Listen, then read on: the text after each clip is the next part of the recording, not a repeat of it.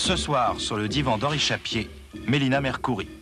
Son nom, universellement connu, évoque désormais deux images inséparables. La fabuleuse interprète des films de Jules Dassin et la militante socialiste devenue ministre de la Culture pour rendre à la Grèce sa place de jadis.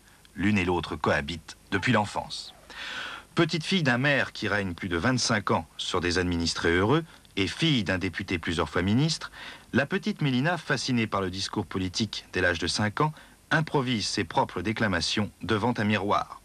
Elle sait d'ores et déjà qu'elle veut devenir une actrice pour que cette flamme s'exprime à travers les personnages de la tragédie grecque et qu'elle brûle l'écran par cet expressionnisme théâtral, toujours accompagné d'un message humaniste.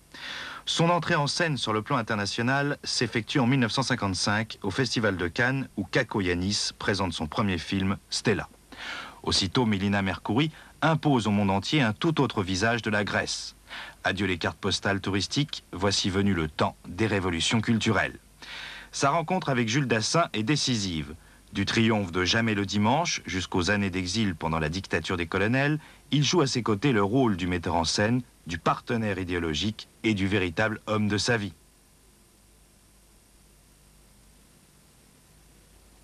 Mélina Mercouri, quelle petite fille étiez-vous à l'âge de 7 ans?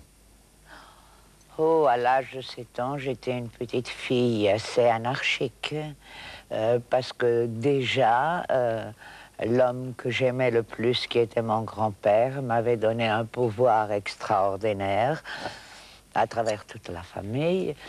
Et vraiment, je faisais ce que je voulais. J'étais une petite fille très heureuse, malgré que mes parents étaient divorcés, et parce que il n'y avait pas de haine entre mes parents. J'avais 2 maisons, j'habitais avec ma mère dans la maison de ma grand-mère, et ensuite je déjeunais chaque jour dans la maison de mon grand-père, du père de mon père, qui était maire d'Athènes et qui était un homme sublime, adorable, et qui m'avait pardonné d'être née une fille et pas un garçon.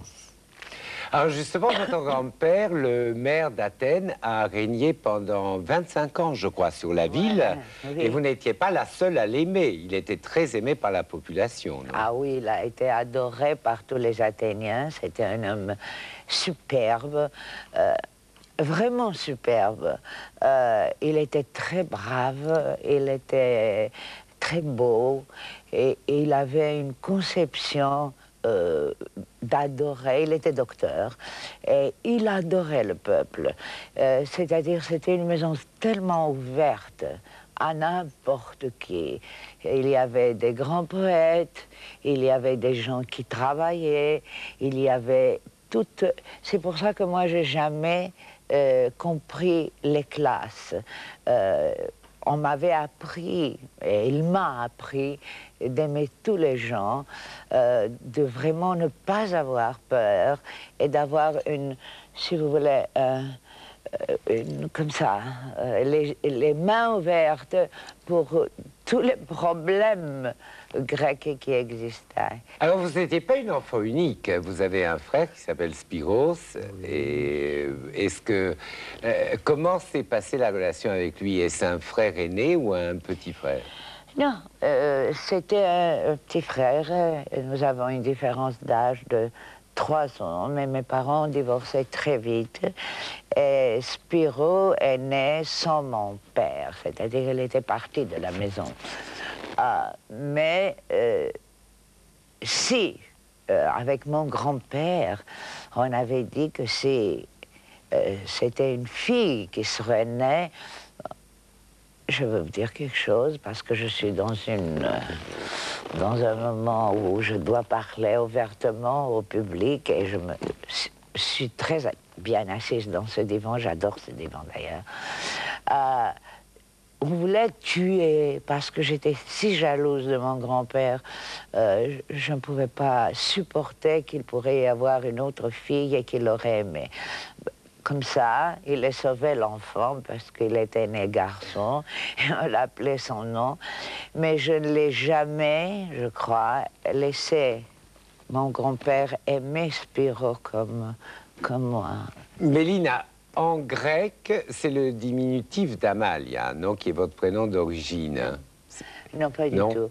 Non, c'est ma grand-mère qui m'a appelée Mélina. Je suis la première Mélina qui existe dans le monde. Je suis la plus vieille Mélina du monde. Et elle a créé elle-même le nom. On m'a appelée, on m'a baptisée Maria et Amalia, qui était le nom de l'autre grand-mère. Et ma grand-mère a créé le nom Mélina. Et je lui suis très reconnaissante parce que je trouve que c'est un très joli nom. Mais c'est bien, ça évoque le miel en grec, ou c'est faux? Oui, c'est un peu ça, la douceur. Méli, c'est le... Mélina, je trouve que c'est très... J'aime beaucoup le nom. Non, je vous pose c'est la seule chose que j'aime en moi, d'ailleurs. Comme petite fille, est-ce que vous aimiez les jouets? Aviez-vous des jouets? Aimiez-vous les poupées? Non. Non, j'ai pas joué avec des poupées, j'ai pas joué avec des jeux de jeunes filles, de petites filles. J'ai vécu avec des gens. Je me suis assise sur les genoux de tous les hommes qui passaient par la maison et qui, comme je vous ai dit avant, étaient ouvertes 24 heures sur 24. C'est avec eux qu'on jouait. On jouait, on créait des histoires. Et après, je le suivais, lui, qu'est-ce qu'il faisait, comment il parlait, comment... Non, j'ai pas joué avec. Mais je crois qu'aux petites filles, que vous étiez très impressionnée par les discours, par la rhétorique.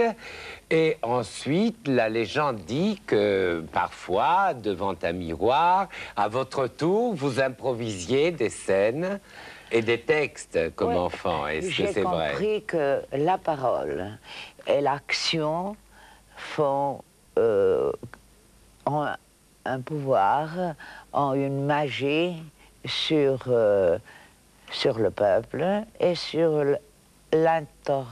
comment on dit, le type qui est vis-à-vis... Le dialogue et... Le dialogue, oui. le dialogue. Et aussi le monologue, malheureusement. Alors, comme je voyais tous les gens de ma famille parler et convaincre, ou bien pas convaincre, où il y avait une discussion, une fois, j'ai voulu avoir un cadeau. Je voulais avoir un gramophone, on disait dans ce temps-là. Alors, moi aussi, je me suis mis devant un miroir, j'avais 5 ans, et j'ai commencé à faire mon petit monologue pour supplier d'avoir ce gramophone. Et je me suis dit, ça ne suffit pas, maintenant, il faut pleurer, mais il faut seulement une larme. Alors, j'ai commencé, et tout d'un coup, il y a mes yeux qui étaient humides, et j'ai gardé la larme là, comme ça. Et ensuite, j'ai fait comme ça, c'était la dernière parole pour convaincre que j'ai le cadeau, et la larme est tombée. Et c'est mon premier acte, disons, une synthèse de politique et de théâtre. Et j'ai eu mon gramophone. Mais donc, à 5 ans, vous sentiez quand même obscurément cette vocation d'actrice. Ah oui. Ah oui, parce que mon grand-père et ma famille m'emmenaient beaucoup au théâtre. J'adorais le théâtre, j'adorais le cinéma. Je crois que je suis un des enfants qui sont allés au cinéma à l'âge le plus tôt. Le plus tôt, jusqu'à ce que je me suis amourachée d'un acteur grec très beau. J'allais chaque jour au théâtre et je veux vous parler de quelque chose qui, je crois, est amusante. Mon premier, si vous voulez, ce que j'ai fait comme travail. Le premier travail que j'ai fait, j'ai mendié dans la rue, parce qu'on ne me donnait pas beaucoup d'argent pour aller au théâtre. Alors, comme j'étais une petite fille assez gentille, je faisais mon petit acte de théâtre en disant que j'ai perdu mon argent et que, si vous voulez, j'habite le Falaise, qui est quelques kilomètres d'Athènes.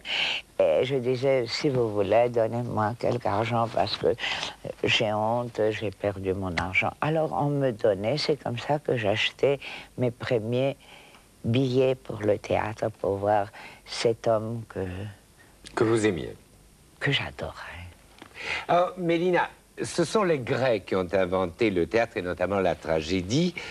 Et moi, je me suis demandé, comme vous étiez enfant entouré d'hommes politiques, vous venez de le dire, est-ce que le fait de monter sur scène et plus tard de faire des films, est-ce que c'est pas aussi la répétition à la fois d'un acte de foi et de ce phénomène exceptionnel qui en grec s'appelle la catharsis, c'est-à-dire que... Ah oui, la catharsis.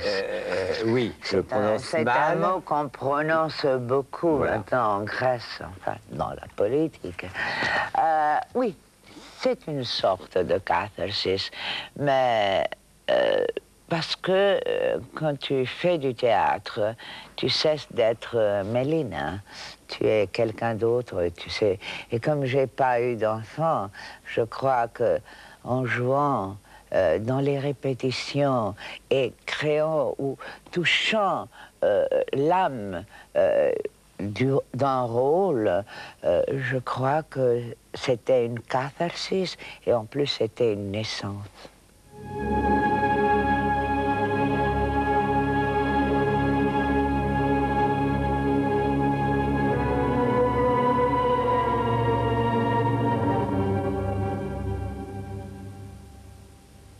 Et la véritable naissance de Mélina que nous avons connue ici en France, en Occident en général, c'est la première fois lorsque vous apparaissez dans Stella de Michael Kakoyannis.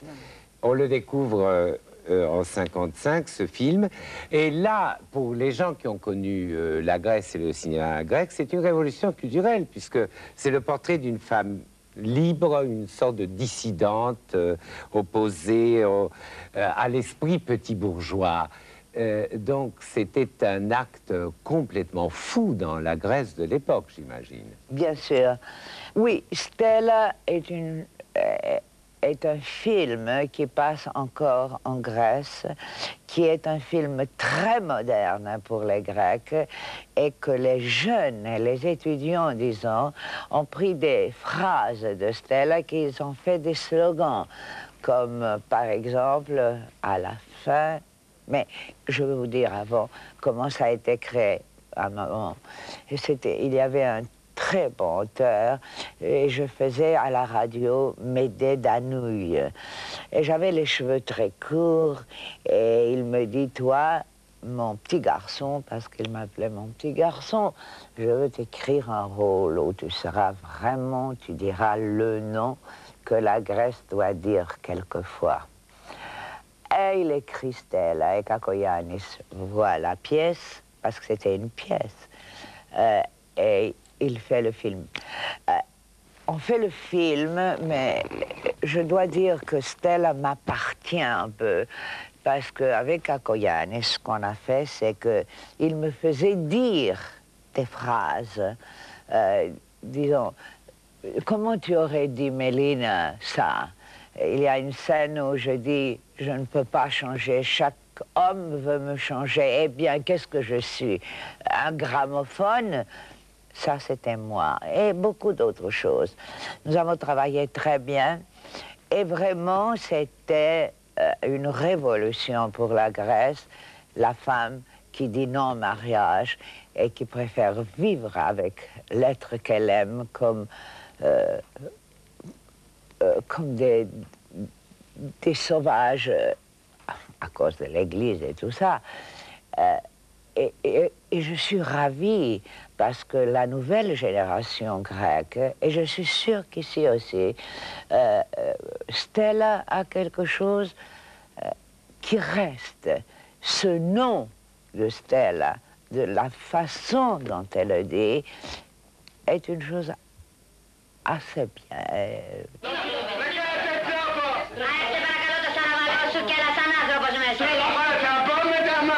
Είσαι καθυστερημένος.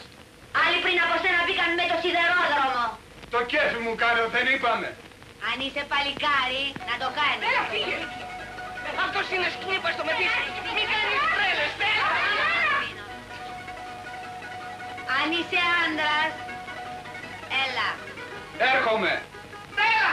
Φύγε! Θα σε σκοτώσεις!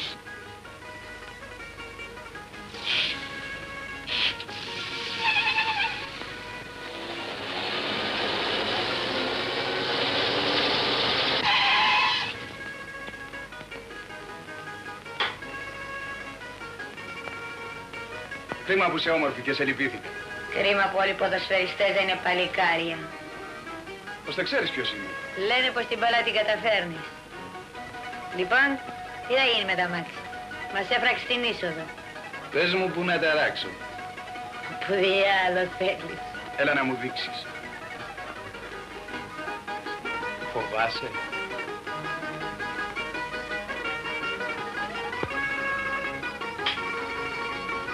Αν έρθει ο Αλέκος, πες του πως σε 2 λεπτά έφτασα.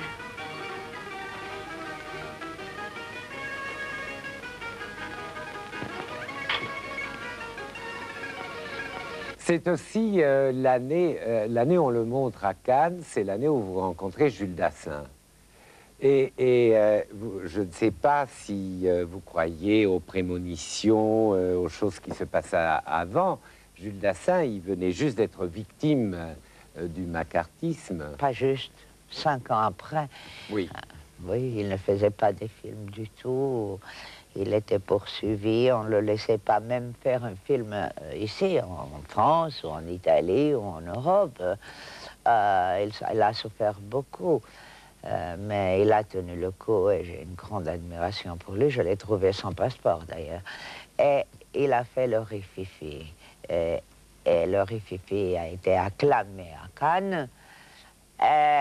Kakoyan lui avait demandé de venir voir Stella. Et comme il écrivait Celui qui doit mourir de Kazantzakis, alors il m'a vu comme Marie-Madeleine. Et je me rappelle le premier mot qu'il m'a dit, vous riez bien, vous marchez bien. Alors je voudrais que vous jouiez Marie-Madeleine.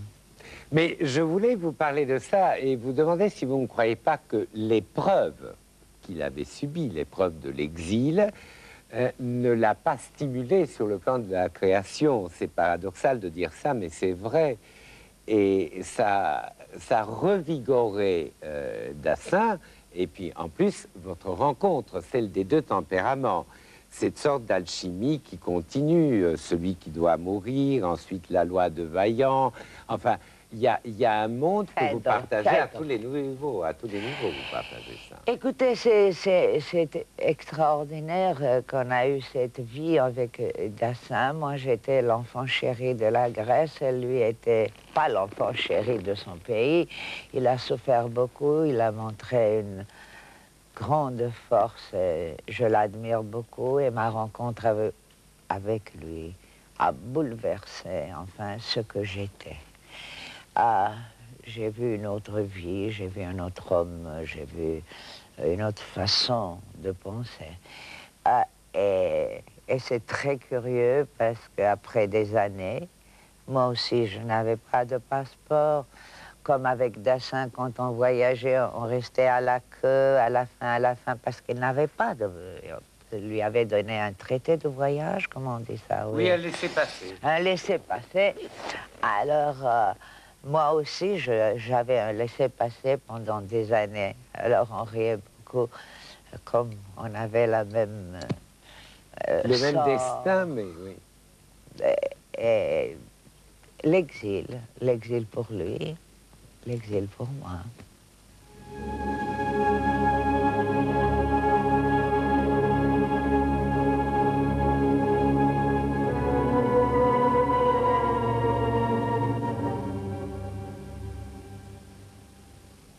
les 55-60 était vraiment une renaissance de la Grèce.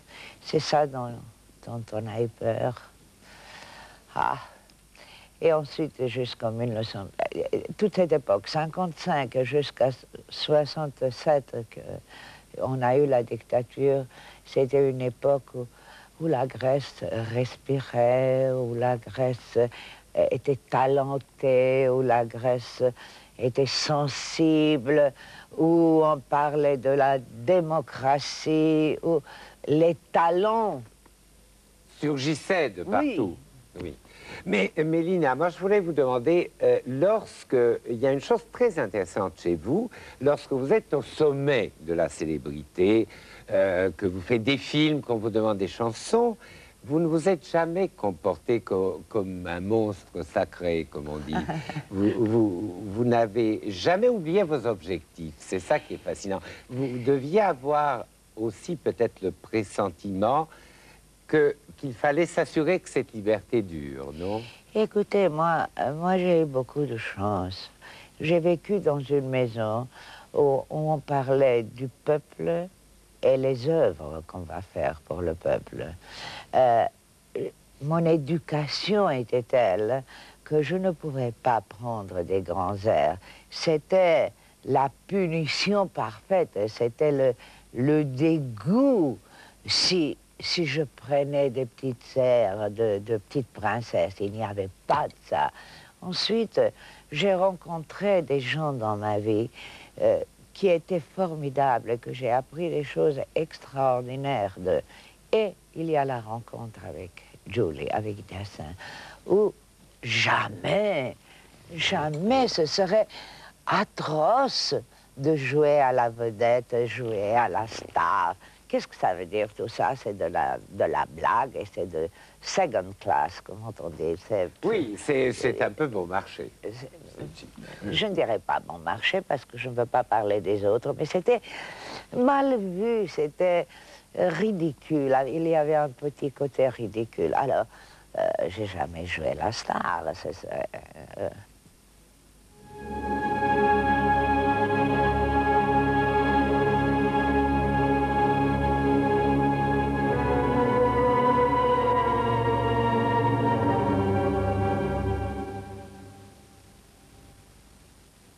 Ça me passionnerait de savoir, est-ce que vous pensez que nous sommes responsables de notre destin? Est-ce que nous avons un libre arbitre qui peut décider? Ça, c'est certainement des questions passionnantes que vous vous êtes posées. Quelle réponse personnelle avez-vous trouvé à cela? Oui. Face au destin, on est un jouet ou est-ce qu'on est responsable? Je ne crois pas qu'on est un jouet. Il y a un destin, mais je crois que, comme on dit en Grèce, il faut bouger la main aussi, aider le destin. Si on laisse le destin vous conduire, je crois que c'est pas une façon de vivre. Enfin, c'est pas la mienne. Il y a eu le destin, mais je ne crois pas qu'il faut ne pas aider et avoir un rôle actif dans votre destin. Et vous, personnellement, dans la vie, comme ça, dans la vie quotidienne, est-ce que vous êtes quelqu'un qui croit aux signes? Oui, je suis profondément touchée par des choses que je prévois et des rêves. Oui. J'ai des rêves terribles rêves. Et j'ai aussi des prémonitions et qui sortent et que ça me fait peur. Oui, j'ai des prémonitions. Je dis, d'ailleurs, on m'appelle Cassandra.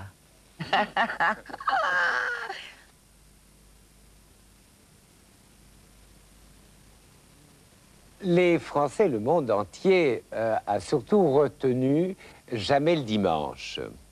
Bon, qui est vraiment un film fétiche, qui a un immense succès commercial, mais tout le monde n'avait pas vu que c'était assez subversif, y compris pour la musique, parce que les étrangers ne pouvaient pas comprendre.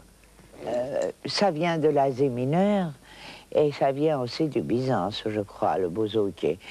Et nous l'avons découvert, Mano Hadzidaki, une compagnie de très jeunes personnes en 1950, dans les années 52, 53, 55. Et nous avons visité tous les trous. C'était des trous, c'est parce que ce n'était pas du tout dans le monde chic d'aller voir ça. C'était... La musique des tavernes, un peu. Mais ce n'était pas des tavernes, c'était des... huis clos des choses. C'était sensationnel et nous avons découvert. Et Dassin, quand il est venu en Grèce, on l'a amené, il s'est amouraché. Parce que Dassin est très musicien. Et vous allez voir, dans tous ses films, il y a une musique assez importante. Alors, Mano et moi et la compagnie, on l'a amené dans les bouzouks. Il est tombé vraiment amoureux.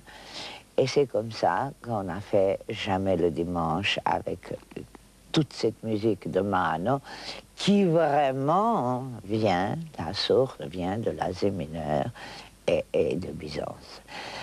Et pour moi, maintenant, c'est la catastrophe parce que c'est devenu touristique, c'est laid, ça crie, et c'est horrible. Mais les paroles en grec ne disaient pas tout ça. C'est ça que je voulais vous faire dire. Les paroles étaient merveilleuses. Les paroles des chansons étaient merveilleuses. Étaient merveilleuses. Les paroles sombres dimanche, c'est une merveille. Et ensuite, il vient Thodorakis, qui fait un disque formidable avec le grand poète Ritos et avec d'autres poètes, avec le bouzouki. Et ça, malgré que ce que je pense aujourd'hui de l'être de Mikis Thodorakis, de ce qu'il est devenu, je ne peux pas jamais oublier qu'il a emmené tous ces grands poètes dans la rue et que les Grecs chantent la grande poésie grecque. C'était donc un réveil culturel. Un réveil culturel dans tous les sens, et dans le théâtre, et dans la musique, et dans le cinéma.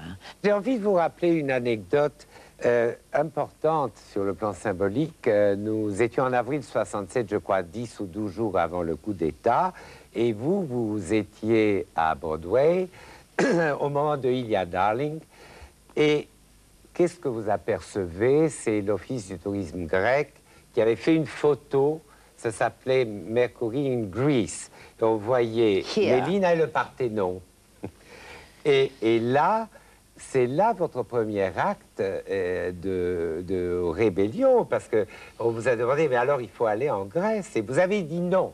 Et le coup d'État n'était pas encore arrivé, il est arrivé quelques jours plus tard. Le coup d'État est arrivé quand ça circulait que Mélina, Mercury here, Delphes, Acropole et toutes les autres choses. Non. J'étais en Amérique, on devait faire la première de Il y a Darling. Ma mère était là et elle partait pour la Grèce le même soir. Il y a le NBC qui vient pour me prendre une interview pour la pièce. Et tout d'un coup, il pleuvait. J'ai dit, je ne peux pas parler pour la pièce. Écoutez, je ne représente pas la fille qui a de la joie dans l'âme. Je ne veux pas chanter que les Grecs, nous sommes heureux. Je ne veux pas de tout ça. La Grèce est en deuil. Les dictateurs sont là et on va commencer une bataille énorme. Et c'est comme ça que c'est arrivé. Et alors, il y a eu boule de neige. Et on m'a pris mon passeport, on m'a pris ma fortune, on m'a pris tout. Mais comment expliquez-vous cette haine? Ça veut dire tout de même que vous aviez en Grèce, vous représentiez symboliquement la liberté et que ce régime voulait écraser même jusqu'au souvenir de ce que vous aviez fait. C'était très fort de leur part, l'envie de tout supprimer, jusqu'à la mémoire du peuple. Mais ils ont voulu ça, mais ils étaient assez ridicules. Ils n'avaient pas même la force de ça. Et ça les a tués aussi, le ridicule. Et bien sûr, ça les a tués Attila, enfin, la chose qui s'est passée à Chypre. Ce n'étaient pas des gens qui avaient une force. Et ils avaient des pieds de verre, parce que le peuple ne les a pas acceptés. Il n'a pas fait des grandes choses, mais il y a eu le Polytechnique qui les a renversés. Chypre et le Polytechnique, la révolte des étudiants. Mais ça a laissé des traces. Ça a laissé des traces énormes. Ils ont gâché, ils ont vulgarisé la ville, Athènes et tout le pays. Et moi, je ne veux pas oublier. Il y avait maintenant, je ne sais pas si, il y a eu un moment où que ce gouvernement de M. Mitsotakis a voulu faire une loi pour que les derniers qui sont dans la prison, des dictateurs, M. Papadopoulos, Papadopoulos, Ioannidis, tout ça, qu'on les fasse sortir de la prison. Eh bien, moi, je suis contre. Moi, je ne veux pas oublier. Je ne veux pas oublier l'horreur qu'ils ont fait en Grèce.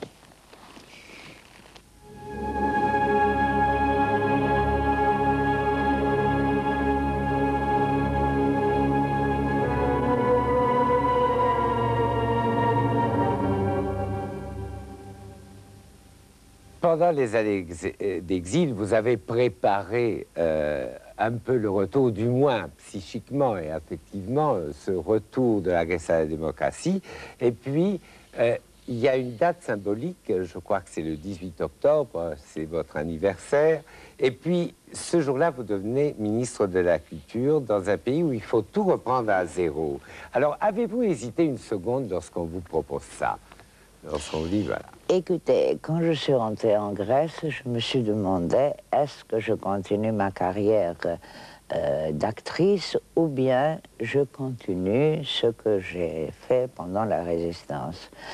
Et quand Papandréou m'a demandé de courir, j'ai hésité, mais finalement je me suis dit non, il faut continuer, je ne peux pas, je suis maintenant empoisonnée par la politique et par les deux mondes. Et quand nous avons gagné les élections, le Parti socialiste a gagné, c'était vraiment le 18 octobre 1980.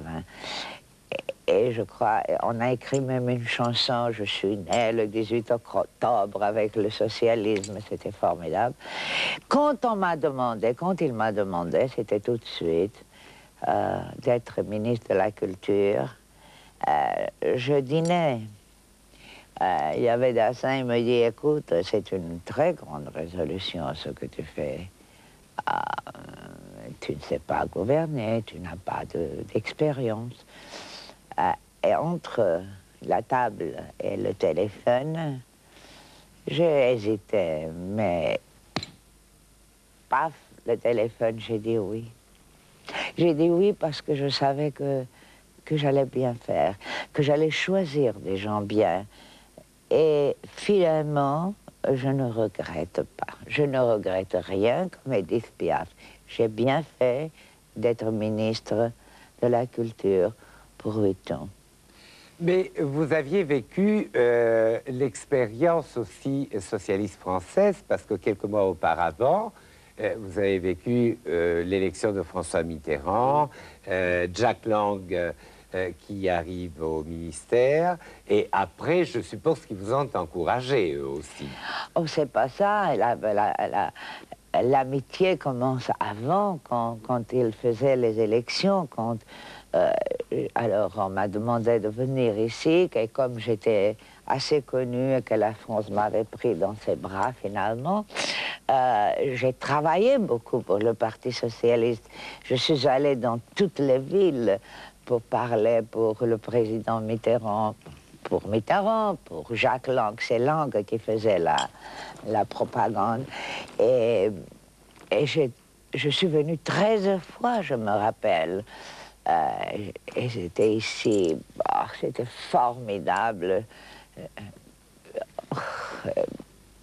Et j'aime Jacques, c'est un ami, c'est un camarade,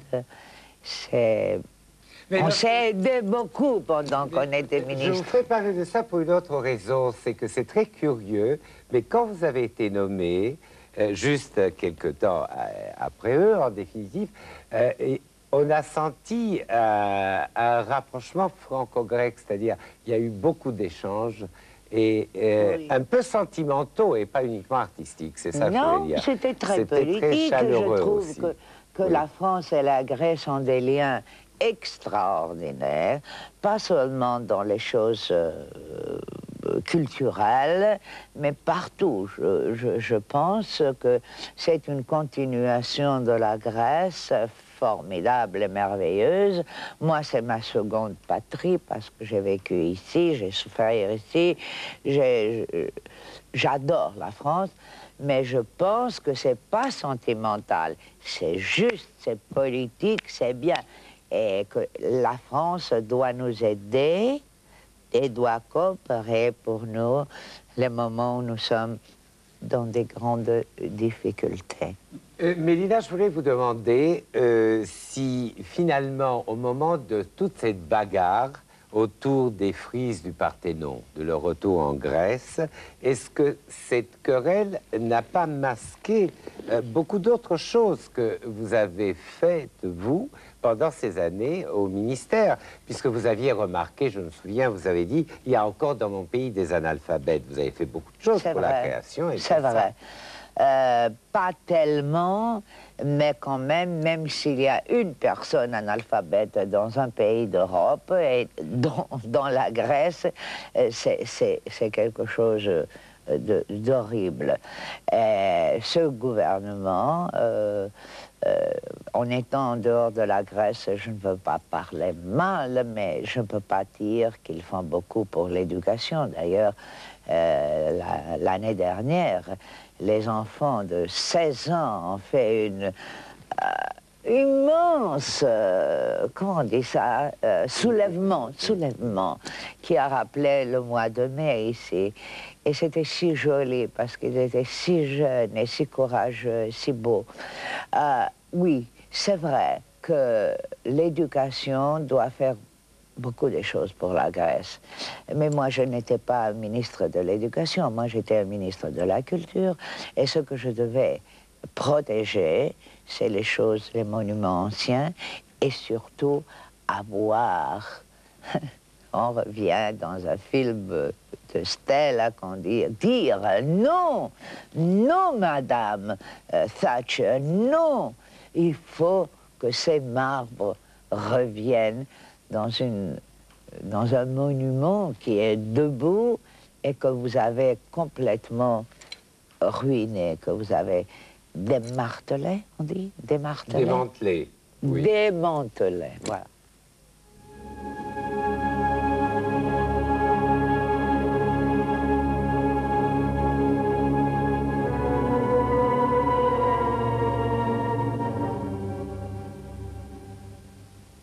Mais à propos de ça, je voulais vous demander quelque chose. Il y a eu aussi une petite polémique interne quand vous étiez ministre à propos du site de Delphes, avec une fameuse usine d'aluminium. On n'a jamais su la fin de cette histoire. Est-ce que cette usine a vraiment été installée ou pas? Non, je n'aurais jamais permis qu'on touche à Delphes, ce serait la catastrophe. Bien sûr, il y avait les gens, les pauvres gens, qui avaient besoin de l'usine, et c'est toujours un dilemme terrible pour les gouvernements qui veulent les votes, hein, entre nous. Mais non, je n'ai pas permis ça, et cette usine n'a pas été faite en Delphes. D'ailleurs, elle commence maintenant dans un autre endroit. Autre site. Mélina, mais je voudrais vous poser une question plus là, à ce sujet un peu plus intime. Est-ce qu'au moment où vous deviez décider de votre attitude pour cette histoire, moi, j'ai imaginé que, comme autrefois, vous êtes allé sur ce site. Parce que ce site de Delphes, il a quelque chose de magique, puisque les oracles nous disaient tout. Et j'imagine que avec tout ce passé culturel, vous avez dû passer une journée seule. Est-ce que ça vous arrivait d'y aller, comme on fait une retraite intérieure sur le site pour l'inspiration? Enfin, c'est une question un peu bizarre, mais est-ce que vous n'aviez pas ces impulsions-là aussi? Écoutez une chose, avec Delphes, moi j'ai des rapports très très graves. Premièrement, quand j'ai rencontré Dassin, il a voulu venir en Grèce, je l'ai emmené tout de suite à Delphes. Ensuite, avec Delphes, je me suis enfermée là-bas pendant l'hiver, en 1966, oui. On s'est enfermé, je tournais un film, La Grèce de Mélina. Je suis restée là pendant une semaine. C'était sensationnel. J'ai vu l'aigle passer, enfin, qui mangeait de Prométhée. J'ai vu le sourire des dieux. Je suis devenue très païenne là-bas parce que pendant l'hiver, il y a tout d'un coup un ciel bleu. C'est comme un clin d'œil des dieux. Et ensuite, boum, ça commence à devenir sombre. Mais tout ça, c'est les dieux grecs là-bas. Là, tu peux converser, là, tu peux faire des blagues. Alors, Delphes, avec moi, il y a beaucoup, comme avec les Grecs, mais l'amour, la pensée, la conversation avec... Mais c'est ça que je voulais savoir. Ah, ça, je l'ai... Ils ont été magnifiques, ils ont été très intelligents, ces dieux. Ils m'ont fait rire, ils m'ont fait peur, Oh, c'était très beau, très beau. On ne pouvait pas laisser une usine... S'installer là? Non.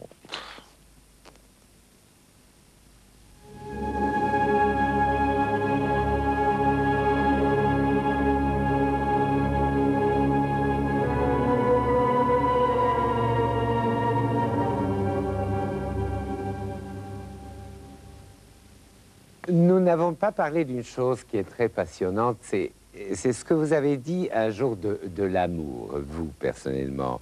C'est-à-dire que pour vous, les passions sont entières, exclusives. Enfin, Eros et Thanatos marchent ensemble, toujours. C'est-à-dire que lorsqu'il y a la passion, elle va jusqu'au bout. Et j'avais lu quelque part un jour à propos d'un crime par la jalousie en Grèce, vous avez dit, mais enfin, c'est normal, la trahison est inacceptable quand l'un aime l'autre. Écoutez, j'ai pas dit exactement ça. C'était sur Médée, quand j'ai joué Médée. J'ai trouvé que Médée avait toutes les raisons de tuer ou de ne pas tuer les enfants, parce que c'était une trahison d'idéologie.